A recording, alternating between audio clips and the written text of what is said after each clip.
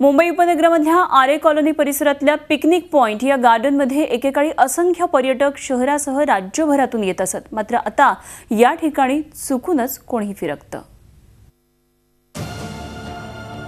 मुंबईतल्या गोरेगावमधल्या आरे कॉलनीत picnic point हे खास उद्यान पर्यटकांसाठी विकसित करण्यात आलं। मात्र सध्या या पिकनिक पॉइंटची अक्षरशः दुरवस्था झाली आहे। या ठिकाणी एकेकाळी मुंबईभरातून अनेक शाळांच्या सहली येत असत। मात्र इथल्या बकालपणामुळे आता पर्यटक तसंच शाळांनीही इथे पाठ फिरवली आहे। इथं 5 रुपये तिकीट आहे, पण आतमध्ये जर आलं तर इथं काही खेळायला चांगली व्यवस्था नाही। इथं झोके आहेत पण ते तुटलेले आहेत, सगळे घसरगुंड आहेत, काही फुटलेले आहेत, काही ढिल्ले आहेत, काही सामान्याचे। त्याच्यामुळे आम्ही फार निराश झालेलो आहे। तिथे म्हणजे 8-10 वर्षापूर्वी इथे पूर्ण हिरवळ होती। हिरवळ म्हणजे लोक पिकनिकला वगैरे यायचे, एन्जॉयमेंट असायचा।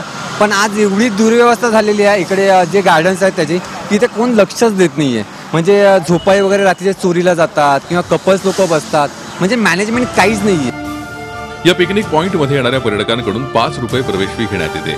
गार्डन मध्ये आल्यानंतर या ठिकाणी खेळण्याचं साहित्य, बसण्याची व्यवस्था केली आहे। मात्र सध्याची त्याची दुर्दशा अचंबित करणारी आहे। पिण्याचं पाणी, शौचालय या बाबतीत तर न बोललेलंच बरं। सध्या हे उद्यान दारुडे आणि जुगाऱ्यांचा अड्डा बनलाय। हे असंच सुरू राहिलं तर काही दिवसात या पिकनिक पॉइंटचं अस्तित्वच नाहीस होण्याची भीती है। टीचर्स लोग के लिए टॉयलेट नहीं है, टॉयलेट की व्यवस्था नहीं है यहाँ पे। तो झूले आप देखेंगे एक भी झूला नहीं है, तो बच्चे क्यों आएंगे। और इतना एक भी डस्टबिन नहीं है पूरे गार्डन में।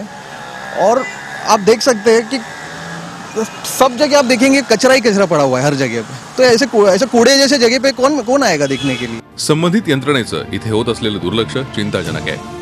मुंबईमधील हिरवळ पट्टा म्हणून आरे कॉलनीची ओळख आहे। मात्र या आरे कॉलनीमध्ये पिकनिक पॉइंट असणाऱ्या ठिकाणी बरेच पर्यटक या ठिकाणी फिरण्यासाठी आपल्या लहान मुलांना घेऊन येतात। मात्र या पिकनिक पॉइंटची पूर्णतः दुरवस्था झालेली आहे। मात्र याकडे कुठल्याच प्रकारचा प्रशासन लक्ष देत नाहीये। एकंदरीत आरे हे पूर्णतः संपवण्याच्या प्रयत्नामध्ये दिसून येते। असंच या ठिकाणी हे चित्र पाहायला मिळत आहे। व्हिडिओ जर्नलिस्ट शफीक सोबत गणेश कवडे, झी मीडिया, मुंबई।